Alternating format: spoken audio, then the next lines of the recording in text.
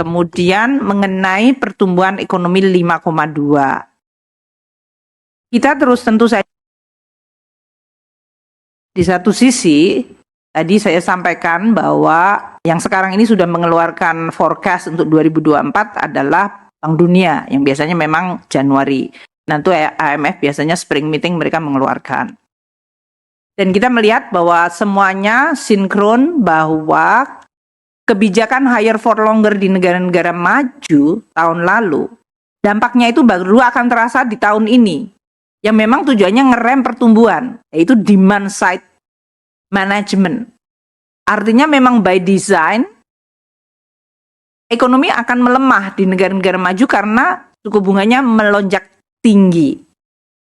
Pertanyaannya adalah apakah melemahnya itu soft landing, yang kemudian akan memunculkan hasil yang dikehendaki, yaitu perekonomiannya agak mendingin, inflasi juga turun, itu kan yang diharapkan. Namun bahwa kenaikan suku bunga di dalam rangka untuk menurunkan inflasi itu memang dampaknya adalah pada perlemahan ekonomi. Nggak mungkin ekonominya terus menderu, inflasinya akan turun, nggak gitu. Jadi ini memang intended consequence atau konsekuensi yang memang diharapkan dengan adanya kenaikan suku bunga higher dan for longer. For longer itu bisa 1 tahun, 1,5 tahun. Ini yang sekarang menjadi spekulasi market, makanya itu menimbulkan dinamika yang tadi disampaikan oleh Pak Gubernur secara sangat detail.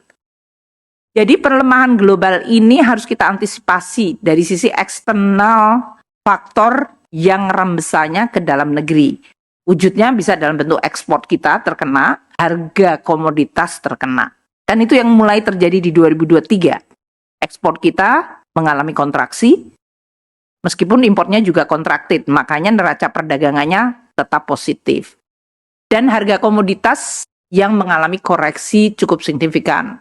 Batu bara itu turunnya 60%, CPO kita lebih dari 18-20%. Nah ini semuanya pasti mempengaruhi kinerja perekonomian dalam negeri. Tadi kalau pertanyaannya asumsi APBN dengan 5,2, ya kita harus terus, karena ini adalah di dalam undang-undang APBN, berdasarkan proyeksi yang waktu itu dibahas oleh kami, ada Pak Gubernur dan DPR, mengenai bagaimana sih bacaan 2024. Kita waktu itu tetap pada 5,2. Namun tidak berarti bahwa kemudian kita sesudah asumsi ditetapkan terus kita diem saja atau pasif, enggak. Kita lihat dinamika, dan kalau ada dinamika global maupun domestik yang mempengaruhi faktor-faktor pertumbuhan ekonomi, maka APBN juga perlu untuk merespons. Makanya kita selalu sebutkan responsif, shock absorber, counter cyclical, itu kalimat-kalimat yang ada di dalam APBN, di mana memang APBN itu bisa aktif untuk terus merespons kondisi meskipun pos-pos di dalam APBN itu diatur dalam undang-undang. Kalaupun kita melakukan perubahan beberapa pos di dalam APBN, itu juga diatur dalam undang-undang. Contohnya di pasal 20-nya Undang-Undang APBN, ayat 1, itu menggambarkan bahwa pemerintah bisa melakukan beberapa penyesuaian berdasarkan situasi yang dihadapi. Ini juga kesepakatan antara pemerintah dengan DPR.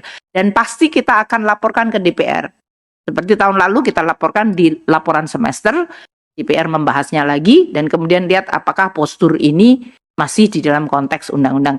Jadi saya tekankan sekali lagi ya, APBN adalah instrumen negara yang dilakukan dengan proses politik yang panjang. Itu adalah instrumen di mana seluruh partai politik ikut berpartisipasi.